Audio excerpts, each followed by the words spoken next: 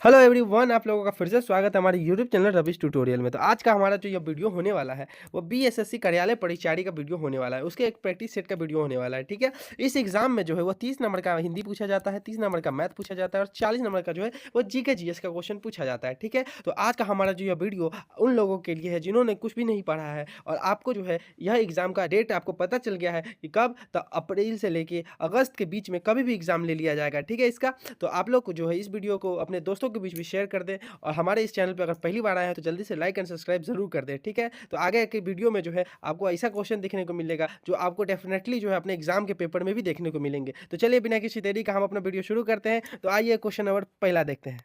Question number first हमारे पास यहाँ पर आ चुका है जीके जीएस के पार्ट का। तो क्वेश्चन नंबर फर्स्ट में हमसे पूछा जा रहा है कि महात्मा गांधी का जन्म कहाँ हुआ था। देखिए, महात्मा गांधी से रिलेटेड जो है बीएसएससी कार्यालय परिचारी में जो एक ना एक क्वेश्चन आपके एग्जाम में जरूर रहेगा, ठीक है। तो महात्मा गांधी का यह जो क्वेश्चन है बहुत इंपॉर्टेंट हो जाता है, आप इसको मार्क कर लीजिएगा बीवीआई में। देखिए, महात्मा गांधी जी का जन्म जो है कब हुआ था, तो इसको कहते कब, तो पोरबंदर में हुआ था। पोरबंदर गुजरात में जो है उनका जन्म हो गया था, ठीक है। और कब हुआ था, मतलब इनका जन्म कब, तो 2 अक्टूबर कब हुआ, तो 2 अक्टूबर 1869 कब, 1869 को हुआ था, ठीक है। 2 अक्टूबर 1869 पोरबंदर गुजरात में हुआ था, ठीक है।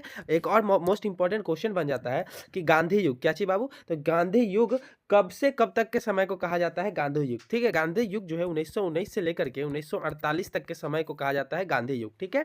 इसको आप बहुत ज़्यादा ध्यान रखिएगा, ये बहुत ज़्यादा इंपॉर्टेंट क्वेश्चन है, ठीक है। और इनकी मृत्यु जो है वह 30 जनवरी 1948 को कर दिया गया था नाथूराम गोडसे के द्वारा गोली मारकर, ठीक है। देखिए बाबू, इनके द्वारा जो इनके इनसे रिलेटेड 2-3 क्वेश्चन मोस्ट इंपॉर्टेंट और इनका जो है वो सत्याग्रह वाला इंपॉर्टेंट क्वेश्चन हो जाता है उससे, तो उस पार्ट को भी आप ध्यान में रख लीजिएगा, एक बार पढ़ लीजिएगा हो सके तो, ठीक है। चलिए नेक्स्ट क्वेश्चन, क्वेश्चन नंबर 32 हम लोग यहाँ पर देखेंगे। सबसे चमकीला ग्रह कौन सा है, देखो बुआ, सबसे चमकीला ग्रह, सबसे गर्म ग्रह, मॉर्निंग स्टार, इवनिंग स्टार, ये सब जो है ऑप्शन सी हो जाएगा। कौन, तो शुक्र। शुक्र जो है वह सबसे चमकीला ग्रह है, ठीक है। अगर सबसे गर्म ग्रह पूछ दिया वो भी क्या हो जाएगा, तो शुक्र हो जाएगा, ठीक है। और क्या morning star plus evening star, अगर मॉर्निंग स्टार या फिर इवनिंग स्टार पूछे तो वो कौन हो जाएगा, तो वो भी शुक्र हो जाएगा, ठीक है। और शुक्र के पास अगर उपग्रह पूछे तो उपग्रह जो इसका है उपग्रह वो क्या हो जाएगा, तो इसका जीरो उपग्रह हो जाएगा। क्या हो जाएगा बाबू, तो इसका जीरो उपग्रह हो जाएगा, ठीक है। चलिए नेक्स्ट हम लोग यहाँ पर नेक्स्ट क्वेश्चन देखेंगे। क्वेश्चन नंबर 33 है हमारे पास। इसमें हमसे पूछा जा रहा है बाबू कि मुस्लिम लीग की स्थापना जो है वह कब हुई थी। देखो हुआ, मुस्लिम लीग की स्थापना जो कब, तो बांग्लादेश में हुआ था। कब, तो 30 दिसंबर का बाबू, तो 30 दिसंबर को 1906 का बाबू, 1906, 30 दिसंबर को 1906 में हुआ था। ऑप्शन ए के हिसाब, मतलब ऑप्शन ए इसका करेक्ट आंसर हो जाएगा, ठीक है। देखो बाबू, और इसी में अगर आपसे पूछा जाएगा, अगर इसी में आपसे पूछा जाए कि बताइए ये तो मुस्लिम लीग है लेकिन इससे पहले कौन सा, तो कांग्रेस। क्या बाबू, तो इंडियन नेशनल कांग्रेस, ठीक है। इंडियन नेशनल कांग्रेस का जो स्थापना है वो अगर आपसे पूछा जाए तो वो कब, 1885 में हुआ था। कब बाबू, तो जनवरी 1885 में हुआ था इंडियन नेशनल कांग्रेस का स्थापना, ठीक है। चलिए नेक्स्ट क्वेश्चन देखते हैं। क्वेश्चन नंबर हमारे पास 34 आ चुका है। बांग्लादेश की मुद्रा क्या है। देखो इसमें हमसे पूछा जा रहा है क्या कि बाबू बांग्लादेश की मुद्रा, तो बांग्लादेश की मुद्रा कौन है बाबू, तो ऑप्शन सी हो जाएगा, टका हो जाएगा। क्या हो जाएगा, तो टका, ठीक है। रूबेल जो है किस चीज का मुद्रा है, ये हो जाएगा रसिया, ठीक है। रसिया का मुद्रा कौन है, तो रूबेल हो जाएगा। और रुपया तो ये किसका है, तो भारत का है, ठीक है। रुपया भारत का मुद्रा है, ठीक है। मुद्रा से जो है एक क्वेश्चन जरूर रहेगा, आप ध्यान दीजिएगा इसको। चलिए नेक्स्ट क्वेश्चन हम यहाँ पर देखेंगे। क्वेश्चन नंबर 35 हमारे पास। क्वेश्चन नंबर 35 में पूछा जा रहा है चीन का शोक जो है किस नदी को कहा जाता है। देखो बाबू, चीन का शोक जो है वो किस नदी को कहा जाता है। चीन का शोक किसको, तो पीली नदी को कहा जाता है, ठीक है। और शोक वाले क्वेश्चन इंपॉर्टेंट एक बन जाता है कि बिहार किस चीज का बाबू, तो बिहार, ठीक है। बिहार का शोक, बिहार का शोक, ठीक है। बिहार का शोक किसे कहा जाता है, तो ये हो जाएगा कौन, तो कोसी नदी। कौन बाबू, तो कोसी नदी को कहा जाता है, ठीक है। जिसके कारण जो है बिहार में हर बार बाढ़ आ जाता है, ठीक है। चलिए नेक्स्ट क्वेश्चन देखते हैं। क्वेश्चन हमारे पास 36 है। मैथिली कवि के किस, मतलब मैथिली कवि किसे कहा जाता है, मतलब कौन जो ऐसे कवि कवि कवि हैं जिनको जो है मैथिली कवि के नाम से भी जाना जाता है, ठीक है। तो वो कौन हो जाएंगे, ऑप्शन ए हो जाएगा उनका, क्या हो जाएगा हुआ, तो विद्यापति हो जाएगा। क्या हो जाएगा बाबू, तो विद्यापति जो है वह मैथिली कवि के नाम से भी जाना जाता है, ठीक है। चलिए नेक्स्ट क्वेश्चन हम लोग यहाँ पर देखेंगे। क्वेश्चन नंबर 37 है हमारे पास। देखिए बाबू, अगर आपको हमारा वीडियो थोड़ा सा भी पसंद आ रहा है तो हमारे चैनल को लाइक सब्सक्राइब करना बिल्कुल मत भूलिएगा। और हाँ, ये जो पीडीएफ है ये आपको हमारे टेलीग्राम पे मिल जाएगा, तो आप वहाँ पर जाके भी ज्वाइन कर लीजिएगा। चलिए क्वेश्चन नंबर 37 हम लोग यहाँ पर देखेंगे। ओडिशा का राजकीय पक्षी क्या है। देखो वो राजकीय पक्षी, राष्ट्रीय नहीं पूछ रहा है, राजकीय, कंफ्यूजन बिल्कुल मत रहिएगा। ओडिशा का राजकीय पक्षी कौन है, तो भारतीय रोलर है, जिसको हम लोग क्या कहते हैं बाबू, तो नीलकंठ। क्या बाबू, नीलकंठ भी कहते हैं। नील रोलर को क्या हम क्या कहते हैं, नीलकंठ हिंदी में बोलते हैं, ठीक है। यह ओडिशा का राजकीय पक्षी हो गया, ठीक है। गोरैया कहाँ का राजकीय पक्षी है बाबू? तो गोरैया कहाँ का है? तो बिहार का, ठीक है बाबू। गोरैया कहाँ का है? तो बिहार का है। क्या चीज़? राष्ट्रीय पक्षी मतलब राजकीय पक्षी है, ठीक है। और देखो तोता कहाँ का है बाबू? तोता है आंध्र प्रदेश, एपी लिख देते हैं, ठीक है, इसको शॉर्टकट में एपी, आंध्र प्रदेश का है। तोता कहाँ का राजकीय पक्षी है? तो एपी मतलब आंध्र प्रदेश का। कोयला मतलब कोयल, कोयल जो है वो झारखंड, कहाँ है बाबू? झारखंड, ठीक है, झारखंड का हो जाएगा, ठीक है।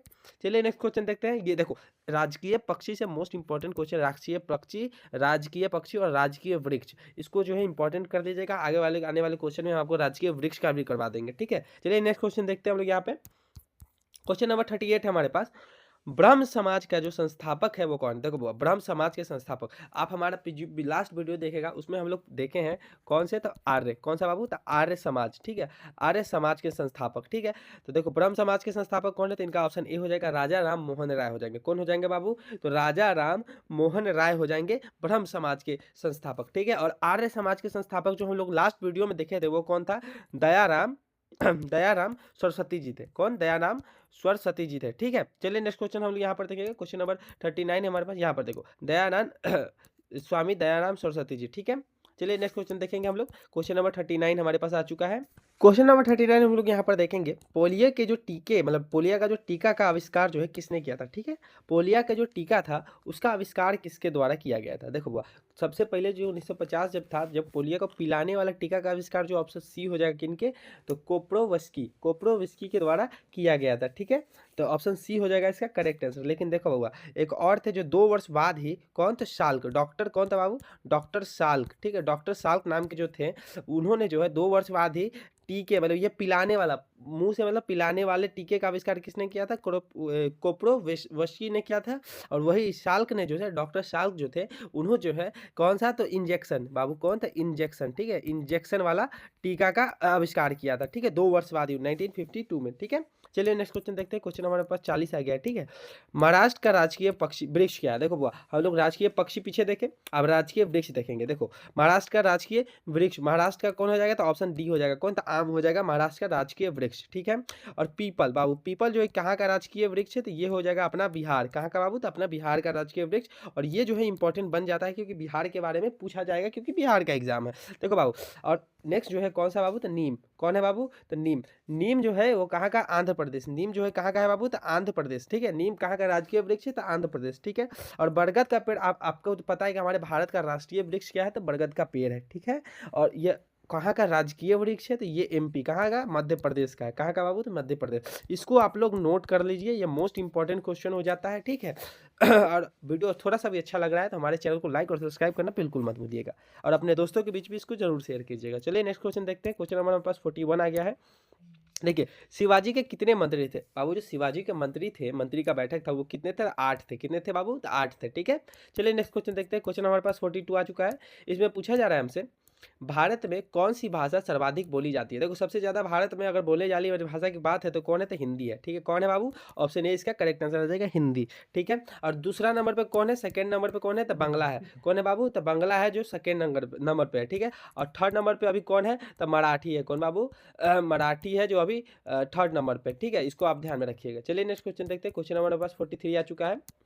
भारत का सबसे बड़ा गिरजाघर, ठीक है, भारत का जो सबसे बड़ा गिरजाघर है वो कहाँ स्थित है? देखो वो ऑप्शन बी हो जाएगा, कौन? सेंट कैथेड्रल, ठीक है, सेंट कैथेड्रल में स्थित है। ये कहाँ पर यह है? तो ये गोवा में है। कहाँ पर यह बाबू? तो गोवा में है, ठीक है। और ये जो घर है इसकी जो नींव रखी गई थी वो किसके द्वारा रखी गई थी? यह गोवा में जो पुर्तगाली थे उनके द्वारा जो है इनकी नींव रखी गई थी, ठीक है। कब? तो 1562 ईस्वी में। कब बाबू? तो 1562 ईस्वी में इसकी नींव रखी गई थी, ठीक है। चलिए नेक्स्ट क्वेश्चन देखते हैं। क्वेश्चन हमारे पास 44 है। इसमें एक और इम्पोर्टेंट क्वेश्चन आ जाता है बाबू। देखो एक और इम्पोर्टेंट क्वेश्चन आ जाता है कि गोवा में जो है, गोवा में पुर्तगाली जो थे, पुर्तगाल के जो लोग वो अपना जो अधिकार स्थापित या फिर अपना आधिपत्य स्थापित कब करते हैं, ठीक है। मतलब वहां को जीत कर एक राजा वाला शासन कब बैठाते हैं? तो कब हो जाएगा? तो 1510 ईस्वी में। कब? 1510 ईस्वी में वो जो है गोवा पर अपना अधिकार स्थापित कर लेते हैं। कौन था बाबू? पुर्तगाल सब, ठीक है। चलिए नेक्स्ट क्वेश्चन क्या, क्योंकि ये देखो ये इंपॉर्टेंट क्वेश्चन है, प्रीवियस ईयर में एक बार पूछा गया है इसी से रिलेटेड थोड़ा सा आसपास, तो हम ये क्वेश्चन भी करवा दिए हैं, ठीक है। चलिए नेक्स्ट क्वेश्चन देखते हैं, क्वेश्चन नंबर 44 है हमारे पास। अर्थशास्त्र के लेखक कौन है? देखो अर्थशास्त्र के जो लेखक है वो कौन है? तो चाणक्य है, जिसको हम लोग कौटिल्य भी कहते हैं, ठीक है। अगर ऑप्शन में आपके कौटिल्य आ जाए तो भूल कंफ्यूज मत होइएगा, ठीक है। चाणक्य और कौटिल्य दोनों एक ही व्यक्ति का नाम है। चलिए नेक्स्ट क्वेश्चन देखते हैं, क्वेश्चन नंबर हमारे पास 45 आ चुका है, ठीक है। मिशन इंद्रधनुष किससे संबंधित है? देखो मिशन इंद्रधनुष जो है वो बच्चों के टीकाकरण से संबंधित है, ऑप्शन ए इसका एकदम करेक्ट आंसर हो जाएगा। चलिए नेक्स्ट क्वेश्चन, क्वेश्चन नंबर 46 है हमारे पास। देखो भाभा परमाणु अनुसंधान केंद्र की स्थापना कब की गई? देखो भाभा परमाणु अनुसंधान केंद्र की जो स्थापना है वो 1954 ईस्वी में किया गया था। कहाँ पर? 1954 ईस्वी, जनवरी, कब? जनवरी के महीने में 1954 ईस्वी में किया गया था, ठीक है। आप लोगों के लिए क्वेश्चन है जो HW है, आप लोग कमेंट में जरूर बताइएगा कि इनके जो स्थापना है वो किनके द्वारा की गई थी, ठीक है। किनके, ठीक है, किनके द्वारा, ठीक है, किनके द्वारा की गई थी इसकी स्थापना, ठीक है। चलिए नेक्स्ट क्वेश्चन देखते हैं, क्वेश्चन नंबर 47 है हमारे पास। अशोक किसका अधिकार मतलब उत्तराधिकारी था? देखो हुआ बिंदुसार जो थे, ऑप्शन ए इसका करेक्ट आंसर हो जाएगा। बिंदुसार कब? तो 269 ईस्वी में जो है उनका जो है मृत्यु हो गया था। कब? 269 ईसा पूर्व में, सॉरी, उनका जो है मृत्यु हो गया था। इनके जो है इनके बाद जो है अशोक, कौन था? अशोक जो है वो राजा बने थे। कौन? बिंदुसार की मृत्यु के पश्चात। तो ये किनके उत्तराधिकारी थे? तो बिंदुसार के उत्तराधिकारी थे, ठीक है बाबू। तो ऑप्शन ए हो जाएगा इनका करेक्ट आंसर, ठीक है। चलिए नेक्स्ट क्वेश्चन देखते हैं, क्वेश्चन हमारे पास 48 है। हैजा रोग किस जीवाणु के कारण होता है? देखो हैजा रोग हमसे पूछा जा रहा है कि किस जीवाणु के कारण होता है। तो देखो बाबू इसका हो जाएगा ऑप्शन बी हो जाएगा। कौन? तो विब्रियो कॉलेरा। कौन? तो विब्रियो कॉलेरा। देखो हैजा रोग का अगर आपसे पूछे कि लक्षण क्या बाबू, तो लक्षण, इसका लक्षण क्या हो जाएगा? इसका लक्षण हो जाएगा दस्त, क्या बाबू? तो दस्त लगना, और या फिर उल्टी होना, क्या बाबू? उल्टी होना, ठीक है। ये दो इंपॉर्टेंट अथी बन जाते हैं अगर आपको हैजा रोग का लक्षण पूछ ले, ठीक है। अगर इसका कारण पूछेगा तो गंदा पानी या फिर गंदा भोजन का सेवन करना, ठीक है। चलिए नेक्स्ट क्वेश्चन, क्वेश्चन हमारे पास 49 आ चुका है, 49 नंबर क्वेश्चन। बिहार राज्य की मुख्य नगद फसल, देखो बिहार राज्य का मुख्य नगद फसल अगर पूछा जाए तो ये कौन होगा? तो ऑप्शन सी हो जाएगा, क्या? तो गन्ना हो जाएगा, ठीक है बाबू। चलिए नेक्स्ट क्वेश्चन देखते हैं, क्वेश्चन नंबर हमारे पास 50 है। जल में वायु का बुलबुले किस लेंस की तरह कार्य करते हैं? देखो जल में वायु का जो बुलबुले बन जाता है, जल में बुलबुल मतलब बुलबुला बन जाता है, वह जो है अवतल, कौन बाबू? तो अवतल लेंस के तरह काम करता है, ठीक है। चलिए नेक्स्ट क्वेश्चन देखते हैं, क्वेश्चन हमारे पास 50 आ चुका है। गोबर गैस में जो कौन सी गैस पाई जाती है? तो ये ऑप्शन ए हो जाएगा, मीथेन गैस पाई जाती है। क्या पाई जाती है बाबू? तो मीथेन गैस पाई जाती है, ठीक है। चलिए नेक्स्ट क्वेश्चन देखते हैं, क्वेश्चन नंबर 52 आ चुका है। देखो ओजोन लेयर के क्षय के कारण, देखो ओजोन लेयर से जो है दो बार एग्जाम हुआ है, ठीक है, 2 बार इसका, और दोनों बार ही ओजोन लेयर से क्वेश्चन पूछा गया, इसीलिए जो है हर प्रैक्टिस सेट में एक न एक क्वेश्चन जरूर रहता है। तो ये कौन? तो क्लोरोफ्लोरोकार्बन हो जाएगा, ठीक है। और इस क्लोरोफ्लोरो का ओजोन लेयर, देखो ओजोन लेयर का अगर केमिकल सूत्र पूछा है तो O3 हो जाएगा, क्या हो जाएगा बाबू? तो O3 हो जाएगा, ठीक है, इसको ध्यान में रखिएगा। चलिए नेक्स्ट क्वेश्चन, क्वेश्चन नंबर 53 है हमारे पास। केलामाइन किसका आवश्यक है? क्या है बाबू? केलामाइन जो है वो किसका आवश्यक है? देखो बाबू अगर केलामाइन का आवश्यक निकालना है तो पहले हमको केलामाइन का क्या, तो उसका केमिकल सूत्र पता होना चाहिए। इसका जो केमिकल सूत्र ZnCO3 है, कौन है बाबू? ZnCO3 है, ठीक है। तो यहाँ पर आपको साफ साफ पता चल रहा है कि ये किसका, तो जिंक का आवश्यक है। किसका है? तो ऑप्शन ए इसका करेक्ट आंसर हो जाएगा, जिंक का आवश्यक है, ठीक है। चलिए नेक्स्ट क्वेश्चन देखते हैं, क्वेश्चन नंबर 54 है हमारे पास। निम्न में से सबसे अच्छा नाभिकीय ईंधन कौन सा है? देखो इसमें जो सबसे अच्छा नाभिकीय ईंधन कौन है, तो ये हो जाएगा ऑप्शन डी हो जाएगा। कौन होगा बाबू? तो प्लूटोनियम हो जाएगा। कौन हो जाएगा बाबू? तो प्लूटोनियम हो जाएगा, ठीक है। और देखो इससे ये सबसे बढ़िया है, ठीक है। अगर इसके बाद तुमसे पूछा जाए कि इसके बाद सेकेंड स्तर पे कौन है, दूसरा स्तर पे ये हो जाएगा, कौन? यूरेनियम हो जाएगा दूसरा स्तर पे, ठीक है। और इसके बाद आता है कौन? तो थोरियम, सबसे कम हो जाता है कौन? तो ये हो जाएगा ऑप्शन बी हो जाएगा, ठीक है। चलिए नेक्स्ट क्वेश्चन देखते हैं, क्वेश्चन हमारे पास नंबर 56 हम लोग यहाँ पर देखेंगे। क्वेश्चन नंबर 56 में हमसे पूछा जा रहा है हैलाइट अस्यक जो है वो किसका उदाहरण है? मतलब हैलाइट अस्यक जो है वो किसका उदाहरण है? तो ये किसका उदाहरण है बाबू? तो ऑप्शन डी हो जाएगा, कार्डियोलाइट का उदाहरण है, ठीक है। किसका? तो कार्डियोलाइट का उदाहरण है, ठीक। चलिए नेक्स्ट क्वेश्चन, क्वेश्चन नंबर 56 में हम लोग से पूछा जा रहा है निम्नलिखित में से जो है कौन यौगिक नहीं है, ठीक है। तो देखो जल का फॉर्मूला क्या हो जाएगा? H2O। तो ये क्या है? तो यौगिक है, ठीक है। काली चूना मतलब क्या चीज़ पूछ रहा है? काली चूना का फॉर्मूला क्या हो जाएगा? तो CaO हो जाएगा, CaO हो जाएगा। ये भी क्या है? तो यौगिक है। ये क्या है? यौगिक है। संगमरमर का भी केमिकल फॉर्मूला कौन? तो CaCO3 है, ठीक है, CaCO3 है। लेकिन बाबू जो हवा जो है ये क्या है? तो मिक्सचर है। क्या चीज़ बाबू? मिक्सचर है। ये हर गैस का हवा जो है एक टाइप का मिक्सचर है, तो ये यौगिक नहीं है। तो ऑप्शन डी जो हमारा होगा क्या होगा, करेक्ट आंसर हो जाएगा। ठीक है, चलिए क्वेश्चन नंबर हम लोग 58 हम लोग यहाँ पर देखेंगे।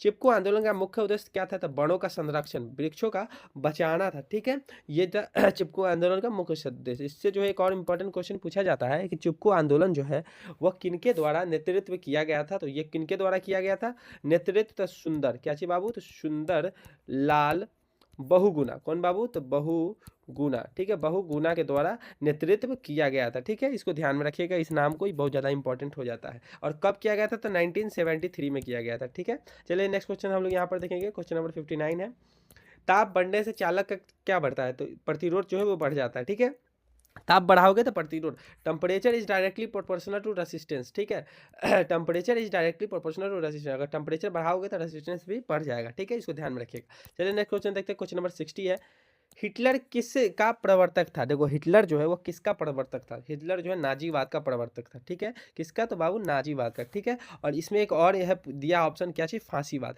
फांसीवाद का प्रवर्तक अगर आपसे पूछा जाए कि कौन जो है कि फांसीवाद का प्रवर्तक था, तो ये कौन था? बस आप ध्यान में रखिएगा, पूछेगा नहीं लेकिन फिर भी विनीटो नाम का जो एक आदमी था, ठीक है, हिटलर ही जैसा था, वो प्रथम विश्व युद्ध में जो है फांसीवाद का उदय हुआ था, तो विनीटो के द्वारा ही इसका उदय किया गया था। ठीक है, चलिए नेक्स्ट क्वेश्चन देखते हैं। क्वेश्चन नंबर 61 आ चुका है। स्पिनिंग जेन्नी का आविष्कार कब हुआ था? स्पिनिंग जेन्नी मतलब आप समझ रहे हो, जब धागे की कटाई के लिए, सूत की कटाई के लिए जो है इसका आविष्कार किया गया था। ठीक है, यह एक मशीन का। ठीक है, यह कब किया गया? 1764 में किया गया था। कब? तो 1764 में किया गया था इसका आविष्कार। और किसके द्वारा किया गया था? तो जेम्स बाबू के कौन थे? जेम्स हग्रीश्व। ठीक है, हग्रीश्व के द्वारा, हग्रीश्व, इसको हम लोग ऐसे लिख देंगे ग्रीश्व। ठीक है, चलिए नेक्स्ट क्वेश्चन हम लोग यहाँ पर देखेंगे। क्वेश्चन नंबर हमारे पास 62 आ चुका है। धुएं कोहरे का सम्मिलित रूप क्या कहलाता है? धुएं कोहरे का सम्मिलित रूप धुंध कहलाता है। ठीक है, ऑप्शन डी इसका करेक्ट हो जाएगा। क्वेश्चन नंबर 63 आ चुका है। बिहार का कितना क्षेत्र वनों से आच्छित है? कितना? तो 0.07% जो है वनों से आच्छित है। ठीक है, चलिए नेक्स्ट क्वेश्चन, क्वेश्चन नंबर 64 है। भारत संविधान के मौलिक कर्तव्य किस देश से लिया गया? देखो भारत संविधान में जो मौलिक कर्तव्य है वो किससे? तो मौलिक कर्तव्य रूस से लिया गया है, और मौलिक अधिकार जो है वो अमेरिका से लिया गया है। ठीक है, तो मौलिक कर्तव्य पूछे तो ऑप्शन बी होगा करेक्ट आंसर। ठीक है, और इसको कौन? तो भाग, अगर भाग का बात पूछेगा तो भाग कौन में जोड़ा गया है? तो भाग जोड़ा गया चौथा का ए में जोड़ा गया। ठीक है, अनुच्छेद कौन था? आर्टिकल पूछ दिया तो 51 का ए। ठीक है, आर्टिकल 51 का ए। ठीक है, चलिए नेक्स्ट क्वेश्चन देखते हैं। क्वेश्चन नंबर 65 में, किस देश की सीमा सर्वाधिक पड़ोसी देशों से लगती है? सबसे ज्यादा चीन की सीमा जो है सर्वाधिक पड़ोसी देशों से लगती है। कितना? तो 14 देश के सीमा से जो है चीन की सीमा लगती है। ठीक है, चलिए नेक्स्ट क्वेश्चन देखते हैं। क्वेश्चन नंबर 66 है हमारे पास।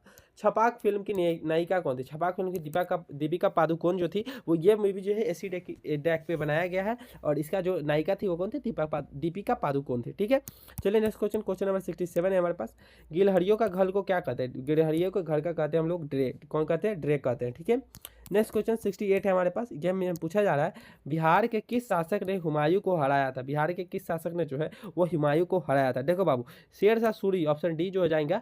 शेर शाह सूरी जो है उन्होंने जो है दो बार हुमायूं को हराया था। एक बार 1539 में, ये कहाँ का युद्ध था? तो 1539 में जो है यह चौसा, कौन सा बाबू? तो चौसा। ठीक है, चौसा का युद्ध में, और एक बार जो है 1540 में, और ये कहाँ का युद्ध था? तो ये था बिलग्राम। कौन बाबू? तो बिलग्राम। ठीक है, बिलग्राम का युद्ध में। ठीक है, शेरशाह सूरी ने जो है हुमायूं को 2 बार हराया था, 1539 या 1540 में। ठीक है, चौसा का युद्ध और बिलग्राम का युद्ध। चलिए नेक्स्ट क्वेश्चन देखते हैं। क्वेश्चन नंबर 69 है हमारे पास। पुस्तक वेल्थ ऑफ नेशन के लेखक कौन है? ये जो है एडम स्मिथ हो जाएंगे इसके लेखक। ठीक है, चलिए नेक्स्ट क्वेश्चन देखते हैं। क्वेश्चन नंबर हमारे पास 70 आ चुका है। 70, ये क्वेश्चन जो है आप लोग कमेंट में जरूर बताइएगा। राष्ट्रीय समूह के कुल हड्डियों की संख्या कितनी है? राष्ट्रीय समूह में कुल हड्डियों की संख्या कितनी है? ठीक है, देखना यहाँ पर थोड़ा सा गलत क्वेश्चन आ गया है। राष्ट्रीय नहीं, यहाँ पर राष्ट्रीय नहीं, यहाँ पर हो जाएगा लक्षद्वीप। क्या हो जाएगा बाबू? लक्षद्वीप। ठीक है, लक्षद्वीप में जो है कुल कितने द्वीप है? क्या चाहिए? मतलब कुल कितने द्वीपों की संख्या है? ठीक है, द्वीपों की संख्या है। ये थोड़ा सा टाइपिंग मिस्टेक हो गया। तो कुल कितने द्वीपों की संख्या है लक्षद्वीप में? तो पूरे 36। कितने? ऑप्शन बी हो जाएगा कौन? तो 36 द्वीपों की संख्या है। ठीक है, चलिए नेक्स्ट क्वेश्चन हम लोग देख रहे हैं। अगला पार्ट हमारा जो है शुरू होता है कौन सा? तो अगला पार्ट हमारा शुरू हो रहा है, जहाँ हिंदी का पार्ट यहाँ से अब शुरू हो जाएगा हमारा। तो यहाँ तक अगर आप हमारे यूट्यूब चैनल पर जुड़े हुए हैं तो लाइक सब्सक्राइब करना बिल्कुल मत भूलिएगा। चलिए शुरू करते हैं हम लोग हिंदी का पार्ट हमारा। क्वेश्चन देखिए, पहला क्वेश्चन हमसे क्या पूछा जा रहा है? निम्नलिखित में कौन हिंदी के व्यंग्यकार के रूप में प्रसिद्ध है? इसमें से जो हिंदी के व्यंग्यकार के रूप में जो है वो हरिशंकर परसाई, ऑप्शन बी जो हो जाएंगे, हरिशंकर परसाई जी जो है प्रसिद्ध है। ठीक है, क्वेश्चन नंबर 72 है। ठीक है, कनक कनक ते 100 गुनी किन दो पदार्थों की तुलना की गई है। ठीक है, कनक कनक ते 100 गुनी में किन दो पदार्थों की तुलना की गई है। ठीक है, कौन है तो सोना और धतूरा। कौन था बाबू? सोना और धतूरा का तुलना किया गया है। ठीक है, चलिए नेक्स्ट क्वेश्चन देखते हैं। क्वेश्चन हमारे पास 73 है। निम्न में कौन सा शब्द कर्मधारय समास का उदाहरण? इसमें जो है पूछ रहा है कि कौन सा शब्द जो है वह कर्मधारय का उदाहरण है। ठीक है, देखो हुआ इसमें जो है कर्मधारय का उदाहरण कौन हो जाएगा? कमल नयन। क्या बाबू? कमल के नयन, कमल के समान नयन, तो ये हो जाएगा कौन? तो कर्मधारय हो जाएगा। कौन हो जाएगा बाबू? कर्मधारय हो जाएगा। ठीक है, और ये जो है दानवीर, दानवीर का मतलब क्या? दानों में वीर, तो ये कौन? अधिकरण तत्पुरुष। ये कौन हो जाएगा बाबू? तो तत्पुरुष हो जाएगा। ठीक है, पुरुष। तत्पुरुष में भी अगर पूछेगा तो कौन? तो अधिकरण तत्पुरुष हो जाएगा। ठीक है, और इसमें पूछा जा रहा है पंकज। पंकज का मतलब क्या होता है? तो कमल का फूल होता है। ठीक है, पंकज के पैदा हो जो, मतलब जो कमल का फूल। ठीक है, तो ये कौन हो जाएगा? तो बहुब्रीहि हो जाएगा। कौन हो जाएगा बाबू? क्योंकि इस अर्थ से जो है किसी दूसरे चीज़ का अर्थ, मतलब नाम निकल रहा है, मतलब ये जो है किसी दूसरे चीज़ का अर्थ दे रहा है, तो ये हो जाएगा बहुब्रीहि समास हो जाएगा। ठीक है, इसी हिसाब से जो आप हर ऑप्शन को डिकोड करते हुए चलोगे ना हर सेट में, आपको इतना प्रैक्टिस हो जाएगा ना कि आप लोग जो है सोचना नहीं पड़ेगा किसी क्वेश्चन को बनाने के लिए। ठीक है, चलिए नेक्स्ट क्वेश्चन हम लोग यहाँ पर देखेंगे। अगला क्वेश्चन 74 है हमारे पास। इसमें पूछा जाए निम्नलिखित में से जो शुद्ध शब्द चुनना है। ठीक है, इसमें से कौन सा शब्द जो है वह शुद्ध से लिखा हुआ है। ठीक है, एकदम इसमें पूछा जा रहा है कौन सा शब्द जो है शुद्ध में लिखा जा रहा है, तो इसका जो ऑप्शन जो है वो सारे के सारे सही है। ठीक है, इसमें जो ऑप्शन में थोड़ा सा एक टाइपिंग मिस्टेक है, यहाँ पर हितैषी लिखा रहा था वो होता है। ठीक है, लेकिन इसमें जो ऑप्शन मिस्टेक थोड़ा सा हो गया है, तो इसमें सारा का सारा शब्द जो है एकदम शुद्ध लिखा हुआ है। तो इस क्वेश्चन को थोड़ा सा हम लोग छोड़ के चलते हैं। ठीक है, चलिए क्वेश्चन नंबर 75 है हमारे पास। निम्नलिखित में कौन सा स्त्रीलिंग शब्द है? इसमें से जो है स्त्रीलिंग शब्द कौन सा है? ठीक है, तो इसमें से दया जो हो जाएगी स्त्रीलिंग हो जाएगी। ठीक है, चलिए नेक्स्ट क्वेश्चन, क्वेश्चन नंबर 76 है हमारे पास। काला अक्षर भैंस बराबर लोकांती का अर्थ क्या हो जाएगा? निरक्षण, मतलब इसका क्या हो जाएगा? तो निरक्षर होना। ठीक है, जो पढ़ा लिखा ना हो। चलिए नेक्स्ट क्वेश्चन, क्वेश्चन नंबर 77 है हमारे पास। हुंकार किसकी कृति है? हुंकार नाम की जो कृति है वो किनकी कृति है? तो यह किनकी कृति है बाबू? तो हुंकार हो जाएंगे रामधारी सिंह दिनकर जी के। ऑप्शन ए हो जाएगा इनका करेक्ट आंसर हो जाएगा। ठीक है बाबू, चलिए नेक्स्ट क्वेश्चन देखते हैं। क्वेश्चन नंबर 78 है। अत्यंत कौन सा संधि? अत्यंत जो है यण संधि। कौन सा बाबू? तो यण संधि है। ठीक है, चलिए नेक्स्ट क्वेश्चन देखते हैं। क्वेश्चन नंबर 79 हमारे पास आ चुका है। निम्नलिखित में से कौन सा संयुक्त व्यंजन का उदाहरण है? कौन सा तो व्यंजन बाबू? तो संयुक्त व्यंजन का उदाहरण है। ठीक है, तो संयुक्त व्यंजन अक्षत र अर्घ्य श्रव होते हैं। ठीक है, अक्षत र अर्घ्य श्रव, तो ऑप्शन डी हो जाएगा इसका करेक्ट आंसर हो जाएगा। ठीक है बाबू, चलिए नेक्स्ट क्वेश्चन देखते हैं। क्वेश्चन नंबर 80 है। सही वर्तना का चयन, इसमें से जो है सही वर्तना का चयन करना है। ठीक है, इसमें सही वर्तना हो जाएगा ऐतिहासिक। कौन हो जाएगा बाबू? ऐतिहासिक। ठीक है, तो ऑप्शन ए हो जाएगा, बी हो जाएगा। ठीक है, और ऐतिहासिक। ठीक है, चलिए नेक्स्ट क्वेश्चन देखते हैं। क्वेश्चन नंबर हमारे पास 81 आ चुका है। तो घर आंगन किस समास का उदाहरण है? देखिए जिसके बीच में डैश हो वो कौन हो जाएगा? तो वो द्वंद्व हो जाएगा। कौन हो जाएगा? तो बाबू ऑप्शन बी हो जाएगा। कौन समास? तो द्वंद्व समास हो जाएगा। जिससे डैश रहे तो द्वंद्व हो जाएगा। चलिए नेक्स्ट क्वेश्चन, क्वेश्चन नंबर 82 है। साड़ी का बहुवचन क्या होगा? साड़ी का बहुवचन जो है इसमें हमसे पूछा जा रहा है कि साड़ी का बहुवचन क्या होगा? तो साड़िया हो जाएगा। क्या हो जाएगा बाबू? तो साड़िया हो जाएगा। ठीक है, तो हमारे पास ये आंसर हो जाएगा। चलिए नेक्स्ट क्वेश्चन, क्वेश्चन नंबर 83 है।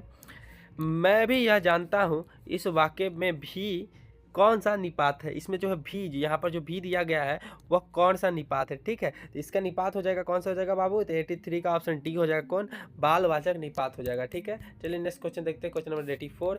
मान योग का सही संधि विच्छेद क्या हो जाएगा? मान योग का जो है वह सही संधि विच्छेद क्या हो जाएगा? तो मन धन योग हो जाएगा। ठीक है, चलिए नेक्स्ट क्वेश्चन, क्वेश्चन हमारे पास 85 है। कौन सा बहुव्रीहि समास का उदाहरण है? इसमें जो है बहुव्रीहि समास का उदाहरण कौन है? तो इसका हो जाएगा नीलकंठ। नीला है जिसका कंठ, जैसे शंकर जी, शंकर जी हो जाएंगे, तो इसका हो जाएगा नीलकंठ, जिसका अर्थ जो है भगवान शिव निकलते हैं। ठीक है, चलिए नेक्स्ट क्वेश्चन 86 देखेंगे। खड़ा खोटा शब्द के समास बताइए। तो यहाँ पे फिर से डैश है, तो कौन हो जाएंगे बाबू? तो द्वंद्व ऑप्शन हो जाएगा। बिना देखे द्वंद्व लगाओ। ठीक है, देखो इसमें जो पूछा जा रहा है, देखो इसमें क्या है, तो एक पैराग्राफ दिया गया है। क्या बाबू? तो पैराग्राफ, आप वीडियो रोक के इसको पढ़ सकते हो। ठीक है, और आगे देख लेते। क्वेश्चन है कि श्री कृष्ण कहाँ आए थे? श्री कृष्ण से पूछ रहा है कि कहाँ आए थे। ठीक है, तो इसका सही आंसर कौन हो जाएगा बाबू? तो इसका हो जाएगा हस्तिनापुर आए थे। कहाँ आए थे बाबू? तो हस्तिनापुर आए थे। ठीक है, चलिए नेक्स्ट क्वेश्चन देखते हैं। क्वेश्चन नंबर 88 है हमारे पास। आपकी यात्रा मंगलमय हो किस वाक्य का उदाहरण है? आपकी यात्रा मंगलमय हो इच्छावाचक वाक्य का उदाहरण है। ठीक है, क्वेश्चन नंबर 89 है हमारे पास। परलोक का विशेषण क्या हो जाएगा बाबू? परलोक का जो विशेषण है वो कौन हो जाएगा? परालौकिक हो जाएगा। ऑप्शन सी आंसर है। चलिए नेक्स्ट क्वेश्चन 90 देख लेते हैं हम लोग। गाल बजाना मुहावरे का अर्थ क्या है? तो डींग हाँकना। ऑप्शन ए हो जाएगा इसका करेक्ट। क्वेश्चन नंबर 91 हो जाएगा। कौन है? खवेरी कविता के कवि कौन है? कौन कौन बाबू, तो खबेरी कविता के जो कवि हैं वो कौन है, तो ये हो जाएंगे कौन, तो प्रेम चंद हो जाएंगे। कौन हो जाएंगे बाबू, तो प्रेम घन हो जाएंगे, सॉरी यहाँ पर घन होता, ठीक है, ऐसे करके प्रेम घन जी, ठीक है, प्रेम घन जी हो जाते हैं, ठीक है। चलिए नेक्स्ट क्वेश्चन, क्वेश्चन नंबर 92 है हमारे पास। स्वदेशी कविता के कवि जो है उनके उल्लेख किया है, मतलब स्वदेशी कविता में कवि ने किसका उल्लेख किया है, ठीक है। 92 है क्वेश्चन नंबर हमारा। तो ये जो है ऑप्शन बी हो जाएंगे, विदेशी संस्कृति का उल्लेख किया है, किसका, तो विदेशी संस्कृति का, ठीक है। चलिए क्वेश्चन नंबर 93 हम लोग यहाँ पर देखेंगे। क्वेश्चन नंबर 93 में हमसे पूछा जा रहा है भारत माता कविता के कवि कौन है, तो भारत माता कविता के कवि कौन है, सुमित्रा नंदन पंत है। कौन है, तो सुमित्रा नंदन पंत जी हैं। तो क्वेश्चन नंबर 94 आ गया हमारे पास। भारत माता कविता में कवि ने भारत को क्या कहा है, भारत को जो है वो क्या कहा है, तो भारत को कहा है पराधीन कहा है बाबू। कौन था, पराधीन कहा है, ठीक है। चलिए क्वेश्चन नंबर 95 देख लेते हैं। जनतंत्र का जन्म कविता के कवि कौन, जनतंत्र का जन्म कविता के कवि जो है इस पर हमको पूछा जा रहा है कि कौन है, तो ये हो जाएंगे रामधारी सिंह दिनकर जी हो जाएंगे, ठीक है। चलिए नेक्स्ट क्वेश्चन देखते हैं। 96 है हमारे पास। जनतंत्र का जन्म कविता में किस देवता, मतलब किसे जो है देवता कहा गया, ठीक है। तो इसमें जो है किसे देवता कहा गया, 96 का हो जाएगा किसान और मजदूर को देवता कहा गया है, ठीक है बाबू। 97 में है हिरोशिमा में कविता में कवि कौन है, हिरोशिमा कविता का जो कवि है वो कौन है, तो ये कौन हो जाएगा, कौन, सच्चिदानंद हरिनानंद वत्स्यायन। इसको अगर शॉर्टकट में लिखना तो अज्ञे हो जाएगा, ठीक है। 98 है हमारे पास। हिरोशिमा में कविता में सूरज कहाँ होगा, तो ये नगर के बीचों बीच होगा, ठीक है। चलिए क्वेश्चन नंबर 99 है।